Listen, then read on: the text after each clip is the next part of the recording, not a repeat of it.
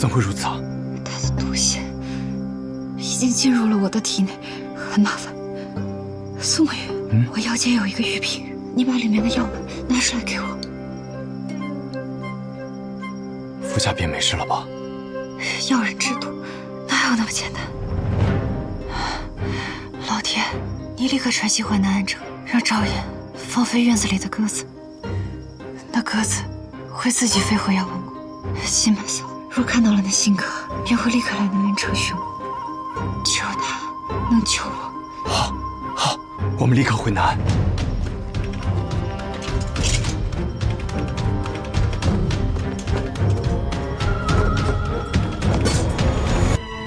接下来我会睡着，可能今连10几日都会醒不过来。你们不要担心，等我们到了南安城，我那实质看到，一切都会没事的。好，神医放心。但如果他没有及时看到，我就会变成药人。在我变得很丑之前，你一剑杀了我，听到了吗？他听不到，他也不能听到。药王定然会看到的。凡事总有万一，他有杀了我。口天，你不许拦着。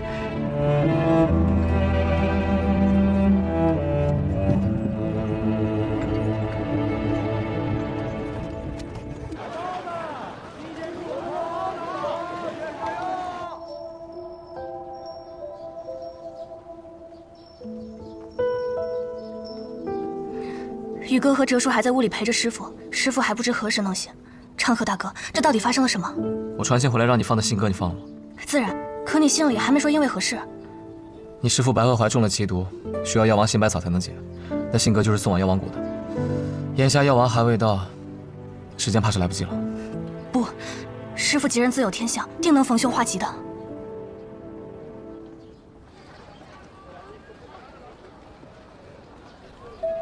鹤羽药庄，鹤是小师叔，那这雨会是谁呢？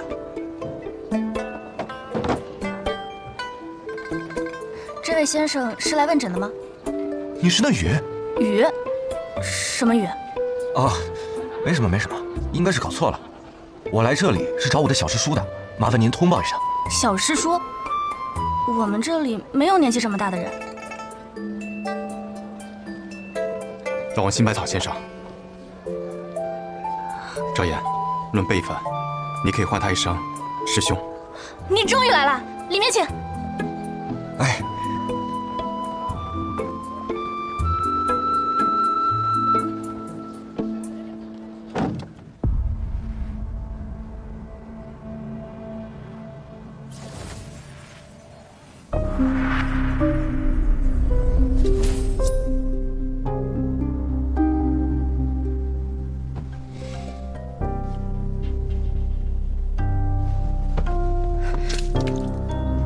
师傅，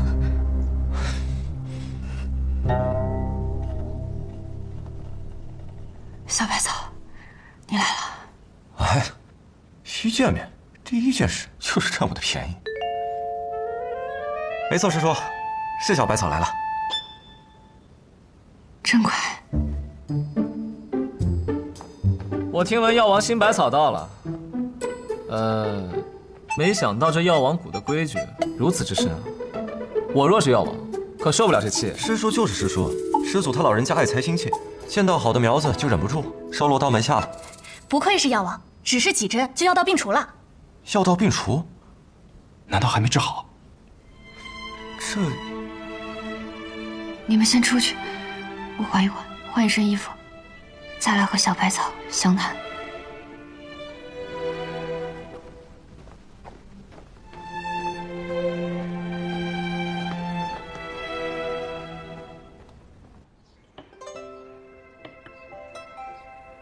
公子是个剑客，或许算是吧。那敢问公子和我师叔的关系是？曾有机缘找神医医治过我家长辈，在医治的过程中，和神医成为了朋友。后来我这位兄弟出钱置办了这样一间宅子，为我和神医开了这间药庄。这药庄上面的雨字，便指的是我。果然如此。那敢问公子尊姓大名？苏沐雨。是个好名字。那敢问公子，是我听说过的那个苏沐雨吗？或许是吧。我想过，当我们再次重逢时，他一定会震惊到我。没想到会如此震惊我，他居然和暗河一起开了间药庄。我们杀人，他救人，看似两条路上的人，却一起开了一间药庄，确实有些匪夷所思。明白了，一定是爱情，一定是因为他娘的爱情。你笑什么？一定不是因为你小子，因为你小子看起来不像什么好东西。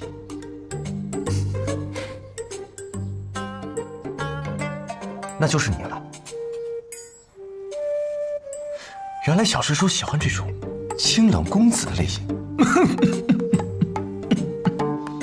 没想到，真是没想到。那这位姓苏的小哥呢？你叫苏沐雨，那他又是苏家的哪一位？我啊，我是苏昌河。送葬师苏昌河。新药王，送葬师可是我之前的名号，我现在是暗河的大家长。那你又是苏家的哪一位？在下苏哲。告辞告辞。前辈，小百草，去哪儿啊？师叔啊，我看你面色红润，行动自如，定没有什么大碍，哪有什么药人之术，都是妄言。我就几针下去，就把你的病治好了，就不必留我吃晚饭了啊！告辞告辞。哎，前辈不必担心，如今的暗河已非昔日之暗河。那今日之送葬师不是昔日之送葬师吗？你犹豫了，你迟疑了。小百草，你就别逗苏沐雨了。这位苏哲，就是我寻找多年的阿爹。见过药王。怎么这般复杂？总而言之，我们不会伤害前辈，还请赶紧看病吧。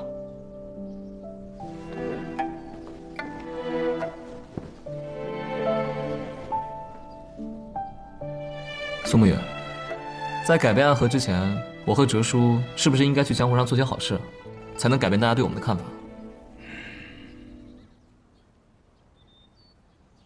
可以确认了，是叶家的药人之术。看来他对药人之术掌控已经达到7、8成深了，远不是当初刚出国时可以相提并论的了。所以我才找你来。小神医，我有些好奇，你和这位药王师侄相比，谁的医术更高一些？到底我是药王还是他是？要是我的医术比他高，辈分也比他高，那药王还能轮得到他？师叔过奖了。说吧，我这体内的药人之毒究竟能不能去除？师叔及时服用了我们药王谷的追亲丹，再加上刚刚的刑针，这毒虫死了，只是残余的虫毒尚未去除。这毒虫都能杀死，残余之毒这么麻烦吗？之前那本书中记载，身体上有虫毒之人，死后将会变成无法控制的药人。变成药人，这还没问题。到时候师叔已经死了，现实一点说，确实跟师叔也没有一点关系了。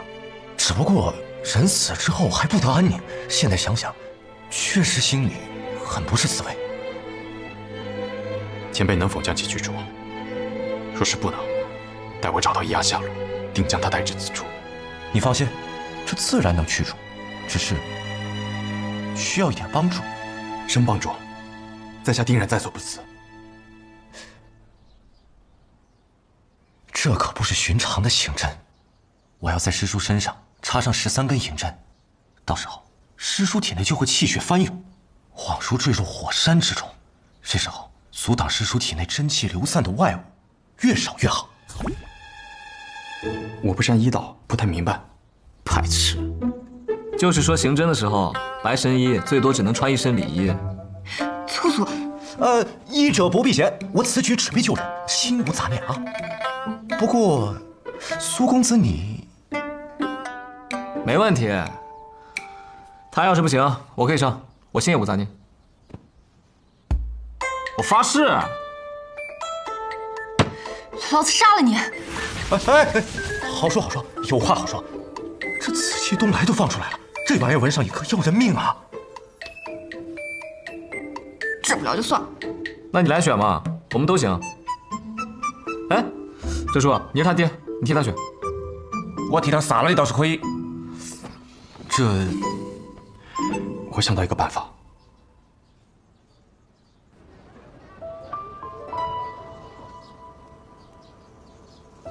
哲叔，你就对你女儿的伤势这么放心？药王醒不草都烂了，自言无忧。哲叔，这辈子你有没有喝过喜酒啊？我们这一行都是受人喝死的，葬礼我倒是参加过不少。喜酒嘛，我只喝过我自己的。哎呀，那是我跟霍怀他娘亲一路逃亡，路上在一间破庙里面结拜夫妇，拜了田地，供应了当时省上最后一壶酒，也算是喝过喜酒了。那酒滋味如何？甜啊！哲叔不是只喝烧刀子的吗？我听说只有南方的果酒才是甜的。还是烧刀子，但是那天喝起来就是甜。哎，我前辈不醉，那天也醉了，于是就有了我的女啊。哎，我倒是没喝过喜酒，不过如果有机会，也希望能喝上一杯啊。成虎啊，你这句话讲起来意味深长不？你懂的。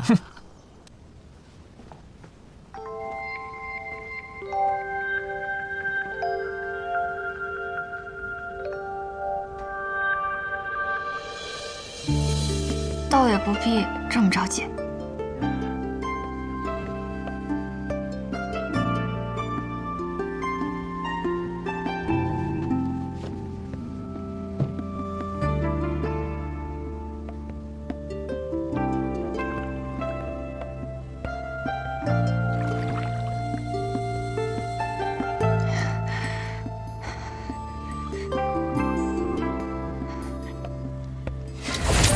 师叔，得罪了。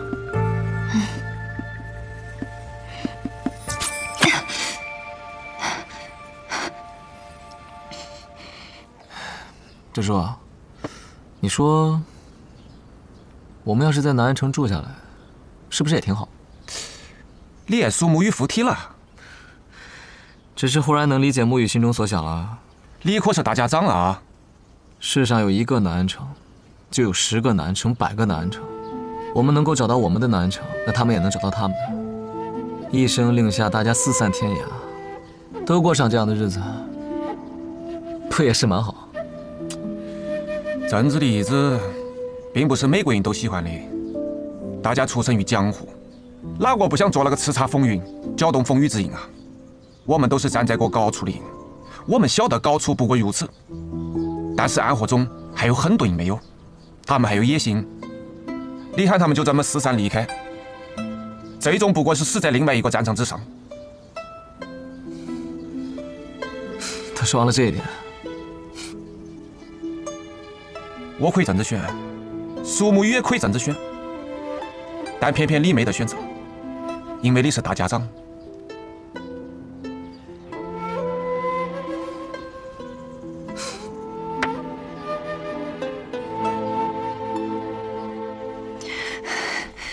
师叔，接下来我将落下最后一针，期间的痛楚你应当知晓，还请稍作忍耐。起，落。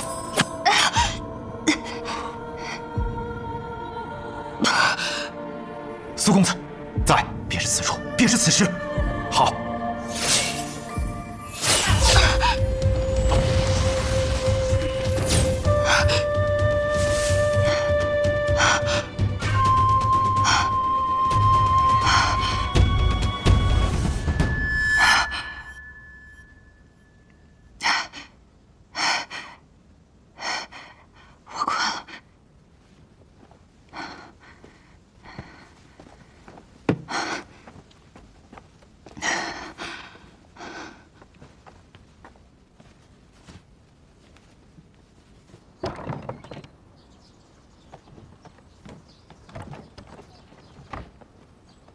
人已经睡过去了，一切安好。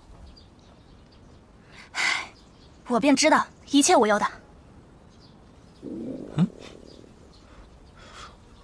饿了。药王想不想吃青椒炒鸡蛋？哎，于哥，药王大驾光临，我们能不能出去吃点好的？来，大点声，说出你的心里话。我想吃福寿楼13道大菜的盛宴，再配上一壶落白酒。再真心一点儿。我不想再吃我宇哥做的饭。这就对了。哎，张岩，去福寿楼订最好的雅间，今晚就上的13道大菜的盛宴，好好招待一下远道而来的药王小师侄。我请客。明白了。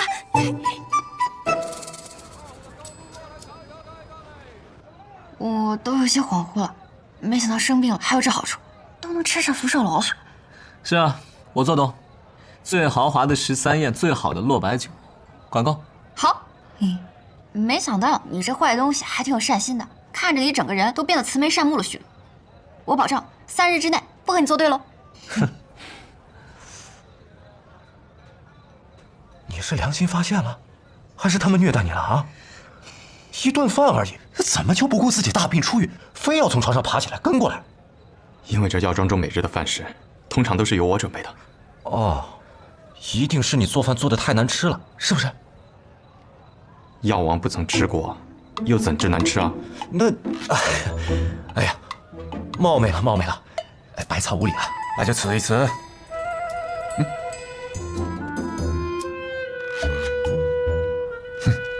啊，这个是木鱼做的桂花糕，你吃啥子？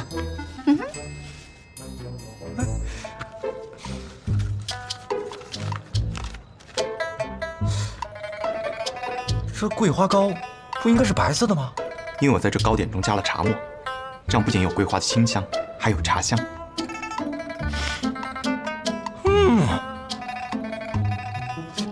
哎呀，有心了，还真的有心了。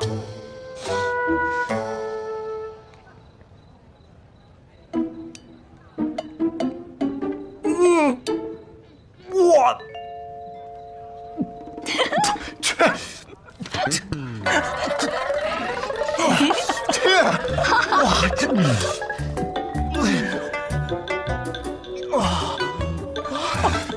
看来我回去还得改进改进。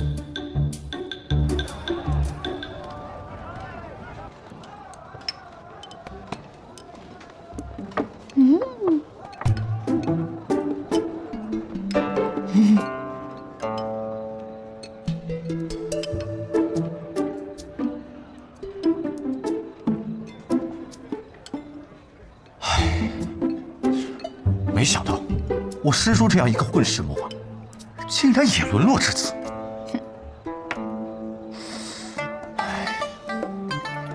小二，哎，来嘞！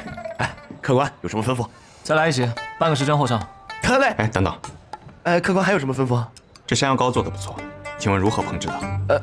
客官，我只是个小二，不会做菜。要不您等会儿，我带您见我们家厨子，向他们去询问询。不用不用，你先下去吧。啊，客官慢用啊。这厨艺啊也是分境界，你以为你呢是在第2层，但实际上你在第1层。但是这一桌子的菜基本都在第5层，所以啊，你尽量做一些第1层的食物。师傅，什么是第1层的食物？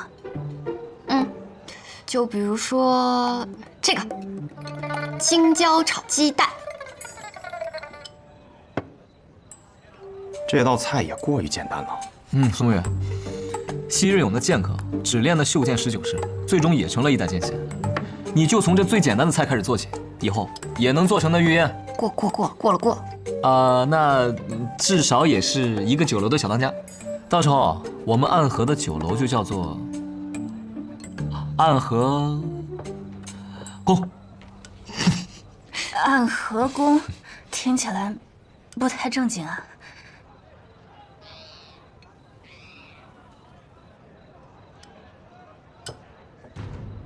我觉得福寿楼的糕点一般，我出去转一圈，去锦月记去买一点糕点过来。苏长河，你今儿怎么变得这么慈眉善目？哼，你这成语用得好。你先吃，我等第二席，放心。你快去快回啊！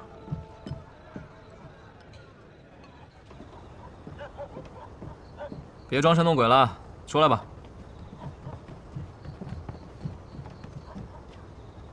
大哥，你在这南安城过得好快活啊！任务完成了，我带你们一起快活。找到下落了吗？我们派了13名基山追踪的暗河族人，发现他们离开无双城之后有2波去向，一波去了天启城。身为大皇子回天启，也是理所当然啊。我们循着宇哥下的引子，发现还有一拨人去了蜀中。蜀中？蜀中只有一个地方值得去。唐门。大皇子和唐门还有勾结？唐门不是琅琊王的势力？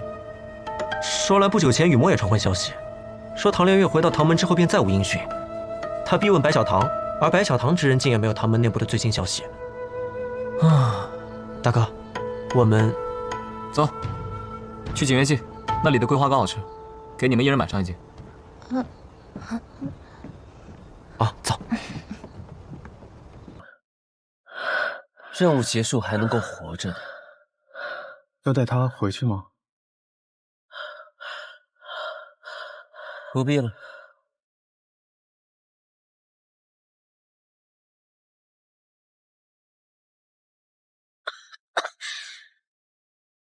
都快死了，17号，欠你一只手，还你一条命，算你赚了。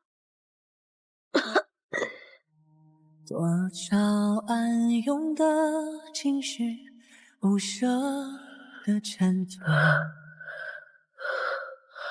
漫漫长夜中寻觅，挣扎爱痛的17号，你怎么会在这里？我偷听到你们的任务点，私逃出来寻你，我来接你回家。那地方也能算是家吗？有家人等候便是家。你弟弟还在那里？如同宿命随波蜿蜒去着，谁能趟过黑暗的河？哪里会有彼岸憧憬一生唯一点光，倾尽颜色。辗转悲欢离合，恋恋不舍，思念在夜里醒着，心不由我，情字总无法逃脱。怎么总把自己搞得这么狼狈？反正每次你都会及时出现，我狼狈点儿也没什么问题。鬼哭院的试炼马上要开始了，各家主唤我们回去。这一天终于还是来了。哪里会有彼岸憧憬一生唯一点光，倾尽颜色。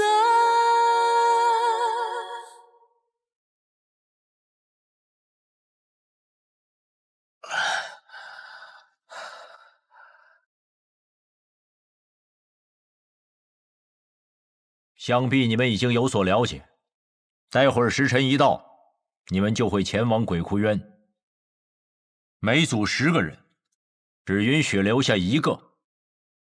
第一组86号、18号、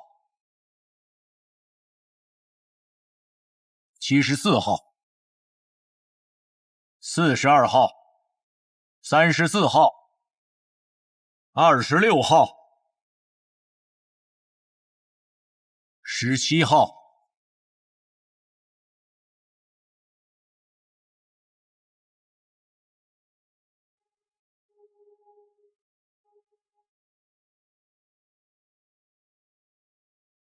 第一组的最后一位，63号。63号。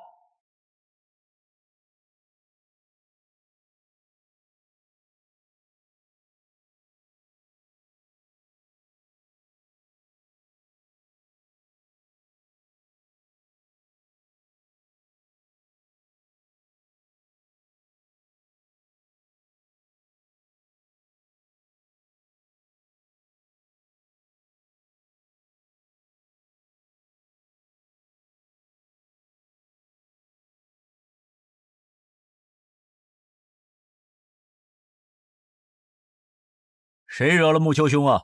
生这么大的气？木子哲，你明知这二人是我苏家属意的，你这般行事，是要与我苏家为敌吗？别给我扣这么大的罪名，我可不敢。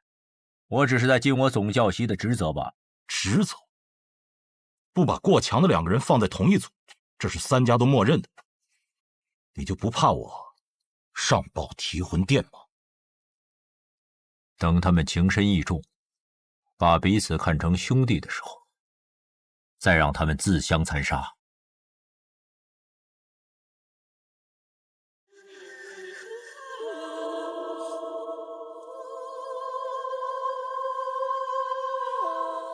活则在一起，不要走散了。看起来也没有办法与你走散了。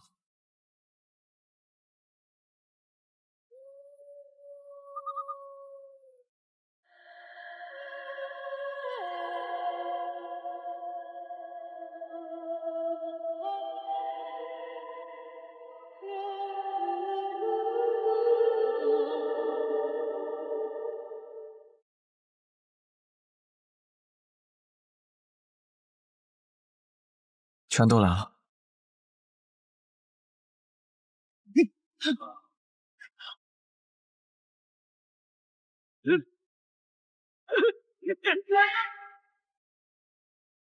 谁都知道你们剑术高超，与其1对1跟你们单打独斗，还不如合力把你们都杀了。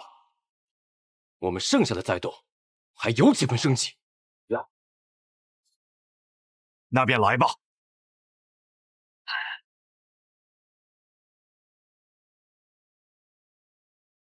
八戒志，刀剑合十，攻守戒备，决一切生机。要胜此战，唯有一途，一二入局。我为尔。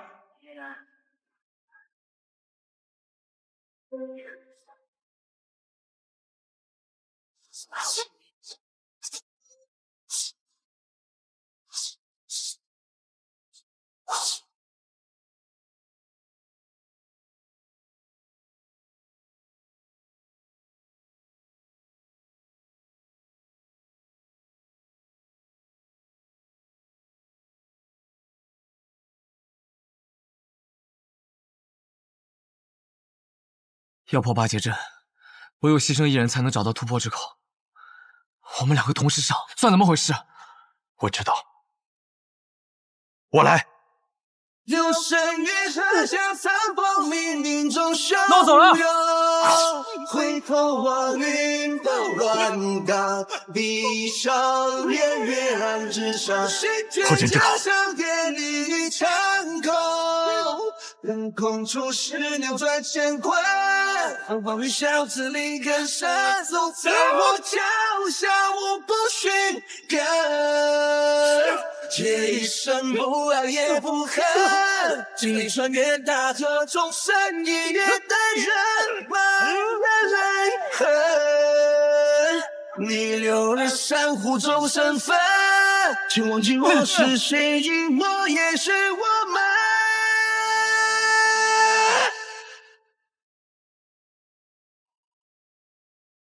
三五一生，四季将无知群像，向这里出滔滔，而雷不活动，风起此帆风云，利剑真高，江州北风光临，千万顷，一流水沙背负大江，心了几万里。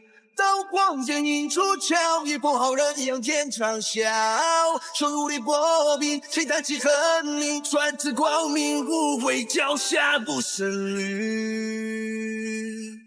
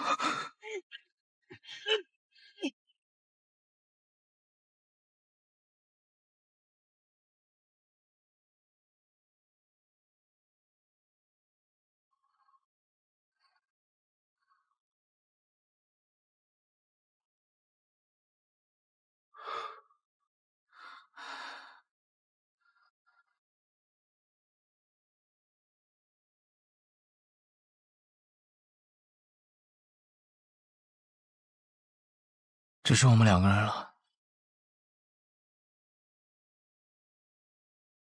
所以，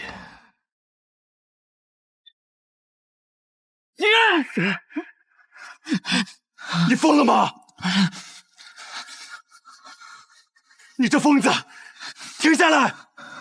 我跟你说过，你的恩情，我迟早会还的。我不需要你还。你此前替我做点灯童子的时候，已是还了。暗河的规矩，10个人只有1个人能走出鬼窟园，成为3家之人。你若不成我的情，我们2个人都得死。一定会有办法的。我去和他们说，他们享有最顶尖的资格，而我们俩是他们这些年里遇到最好的种子，他们不会愿意就这么失去我们的。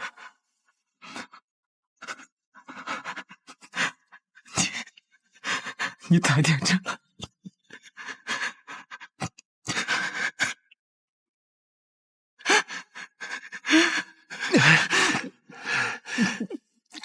你把手放开！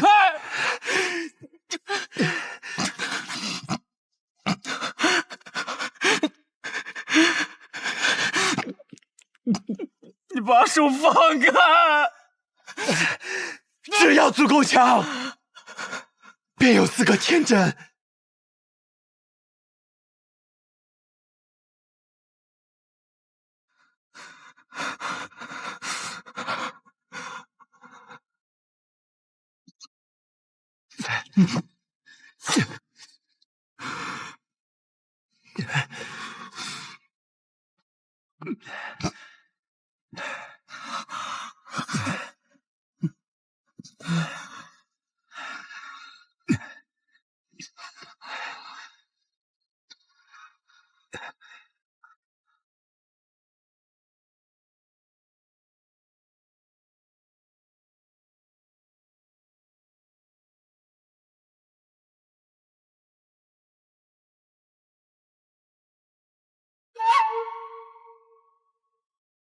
谁先了？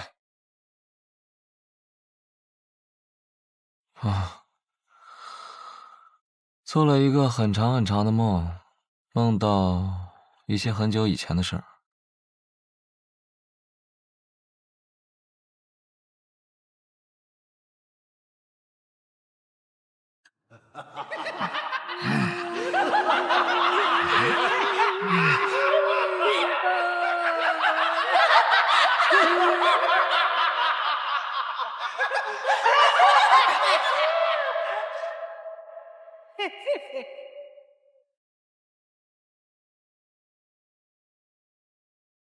邪魔外道，勿近勿深。我们是邪魔外道，难道你们要我救邪人家？不过是些魔障，看我一剑斩了你们！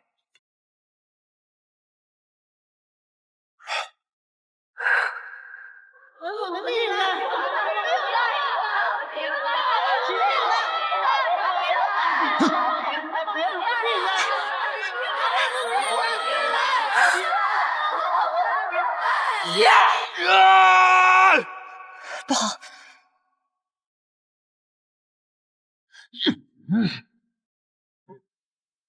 大家长，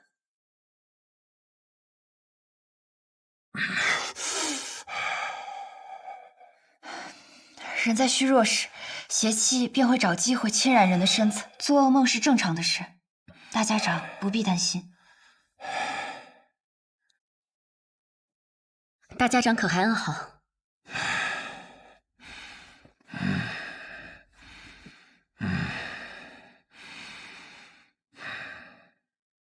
毛头，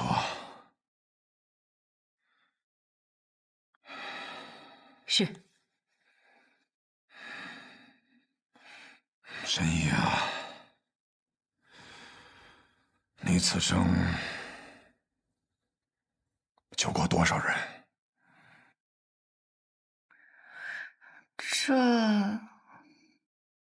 这我哪里记得的？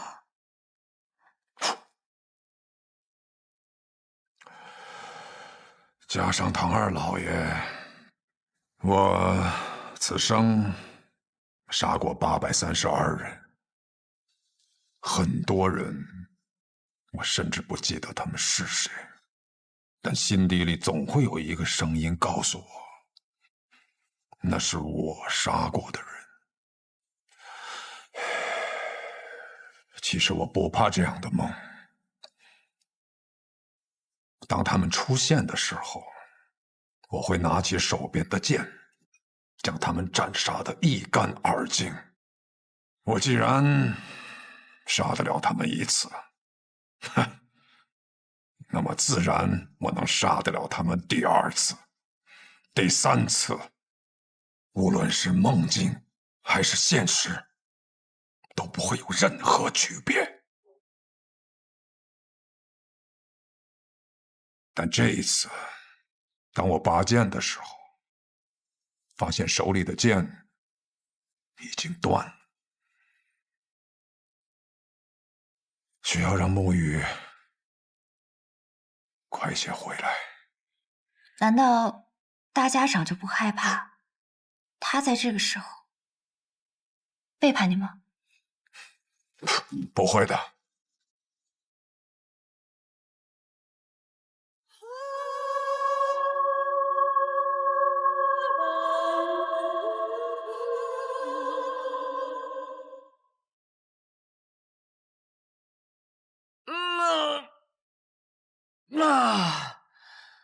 哎呀，坐了许久的马车，累了。小长河，你这个样子能追到鹰，你到底是什么安排啊？追得上。大家长此行北上，无非就是想拖延时间，按照他的手段。老爷子有没有事儿我不确定，但是我们这一批跑腿的，定是要被他清算。所以在我这儿，大家长必须死。然后呢？我对于苏沐雨的安排，应当已经到了，让他见见几个故人，拖延一下他追上大家长的时间。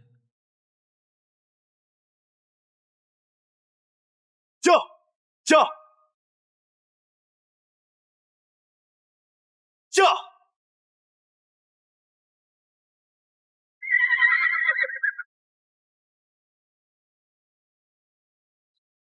昌黎，宇哥，好久不见了。昌河派你来的。啊，是大哥让我来的。他说让我拦住你，实在不行就哭到你心软。他是不是觉得我不会杀你？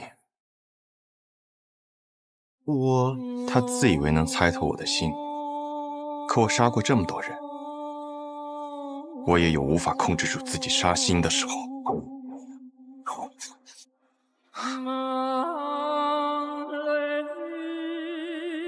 若我想杀你，你早就死了。驾！宇哥，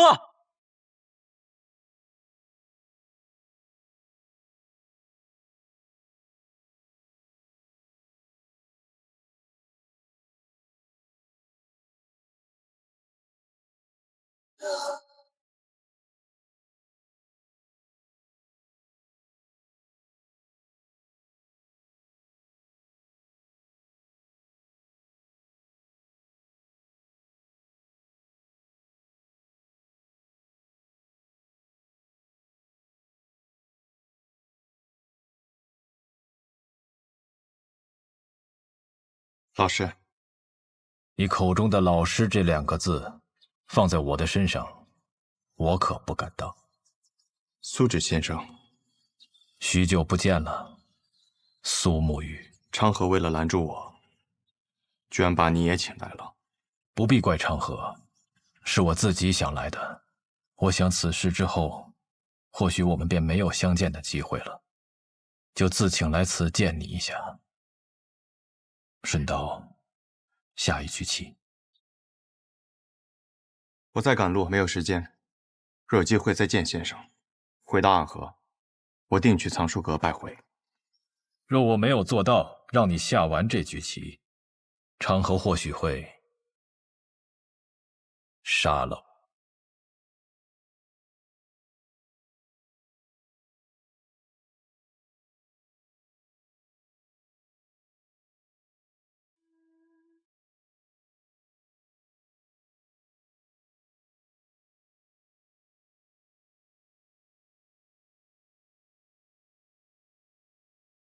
先生来此，是想劝我和昌河联手。你们是暗河这100年来最不可思议的搭档，一起联手破过许多危局。这一次，我相信你们一样可以做到。我听昌河说，4年前你们做过一个决定，他当上苏家家主，你当上大家长，成为执掌暗河的新主人。那他有没有说过？我并没有回答他的决定。大家长他值得你这样做吗？这个问题的答案重要吗？墨雨，当你用一个问题来回答另一个问题的时候，就代表你的内心并不坚固。可这问题没有答案，只有选择。我在苏家待了将近10年，昌河与我更是从同一座炼炉当中走出来的师兄弟。准确的说，我们都是家人。昌河那样的人，可不会把老爷子他们当作家人，他只是把你当作家人。可如今我是魁，我的父亲曾教过我，承诺是比生命更重要的东西。先生您也说过，没了承诺，收了钱的刺客便会因为更多的钱而转头去杀自己的主顾，那么到最后秩序变乱了，刺客便没有存在的理由，暗河也没有存在的必要。你很聪明，但有时候太过于执拗了。已经沦为杀人的棋子，若心中还不存在点执拗，那么活着也像是死了。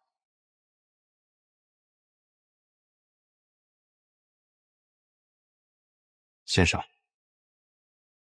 你败了，告辞。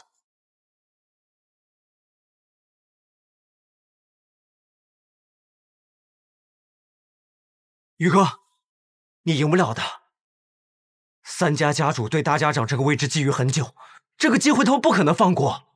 即便大家长最后把生医好了，他们还是会不惜一切代价把他杀了，这是个必死之局。即使死局，那么昌河他到底想做什么？他想改变暗河，跨过暗河，便能到达彼岸。彼岸之处不再是长夜，而应有光明。和我们联手吧。大哥的意思是让大家长在一个合适的时机死掉，死之前他把绵龙剑传给你，你执掌暗河，而他则去扫清苏家的障碍，成为苏家家主。到时候其他2家再有不满，你们便联起手荡平暗河。宇哥，抱歉，我有我的选择。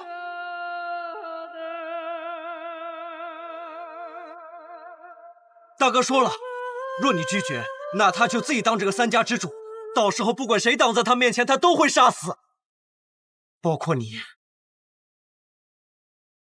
他这一生最好的朋友。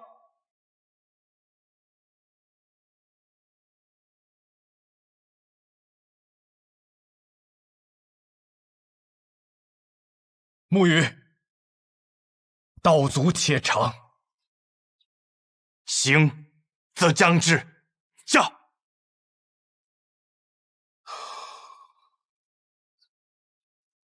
先中毒再解毒，以身试毒。倒是有种不疯魔不成活的意思。只是我不太明白，为了几张银票，神医愿意为我以身试毒？自然是不愿意啊，我又不傻。不过我有一个办法，既能感同身受的了解大家长体内的毒，但同时又不会死。什么办法？移魂大法。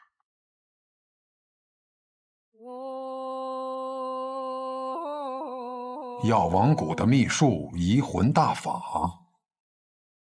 若是一旦对某人施用此法，就能和他无感共识，他的过往和此刻的想法都无法逃脱施用者的眼睛。若是遇到意志薄弱者，甚至能彻底占据他的意识。我初听到此门功法，还曾感慨，这哪里是医术，分明是邪术。确实，医者行医，治的是人身体里的毛病，而移魂大法却能治人心病。不过我这次对大家长施用移魂大法，为的是彻底去除你体内的毒。至于大家长你心里想的那些嘛，我可以试着不去看。若是一旦施用移魂大法，那我的性命自然是全在我白鹤怀的掌控之中了。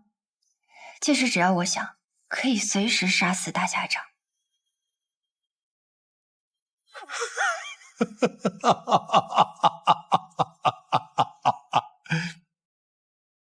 我想试试。大家长能活几日就让他活几日吧，反正我们抓紧时间找机会，先把那小神医给杀了就是。大家长和那个神医有地质摄效保护，你那么有信心？哎呀，我派人传了封信，去向了北面那座皇城，里面有一个人出身唐门赫赫有名，是唐二老爷最亲近的弟子。九江琵琶亭内3道暗器震惊天下，是可以与司空长风、百里东君等人齐名的高手。唐灵月，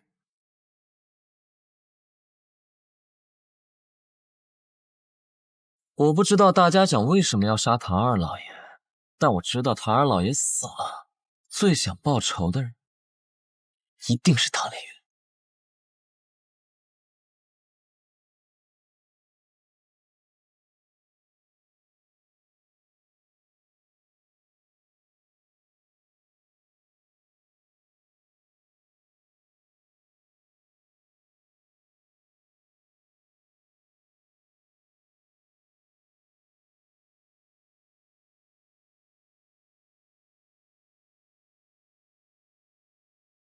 护送大家长离开，快！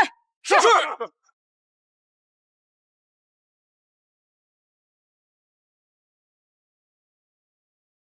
难得有片刻喘息，又要赶路逃命了。等你治好我，便无人敢来了。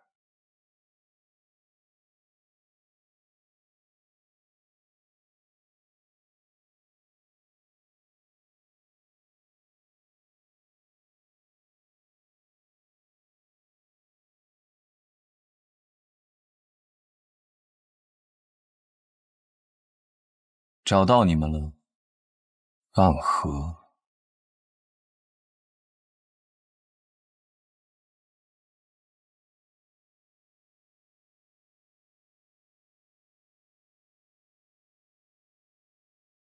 龙须珍，你是唐门的人？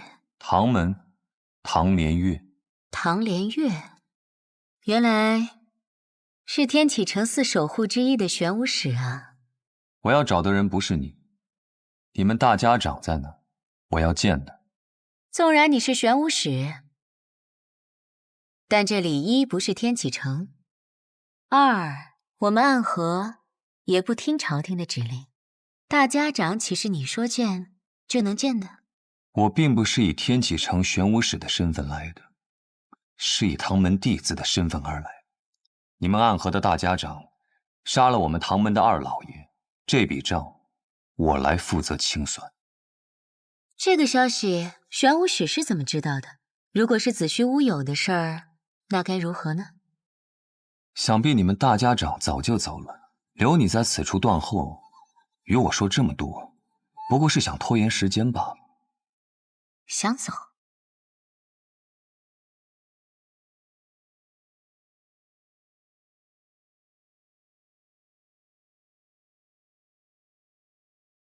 接。这样精妙的暗器手法，这就是白小堂冠绝榜上数一数二的高手吗？荧惑纸蝶和幽冥珠，你是暗河木家蜘蛛女。我不喜欢这个代号。小伎俩，你以为以荧惑纸蝶为掩盖，让这幽冥珠悄悄接近我，你毒丝偷袭，我就不会发现吗？真是自以为聪明的傻子。你在幽冥珠里放了什么？自然是霹雳堂雷家的霹雳子了。你怎么会有雷家的霹雳子？早年执行任务路过霹雳堂，很多雷家的少年郎都曾拜倒在我的石榴裙下，当然是他们双手奉上来讨我欢心的。不过，我跟你说这些做什么？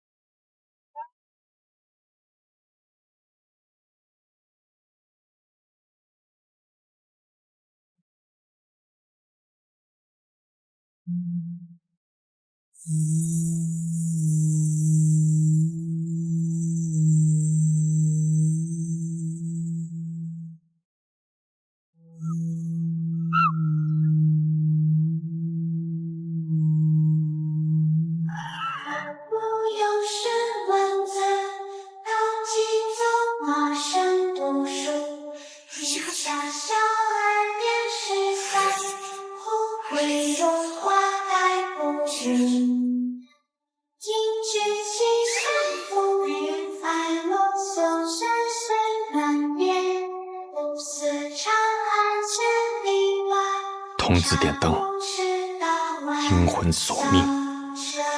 可曾记得昔日也差点做这点灯的童子？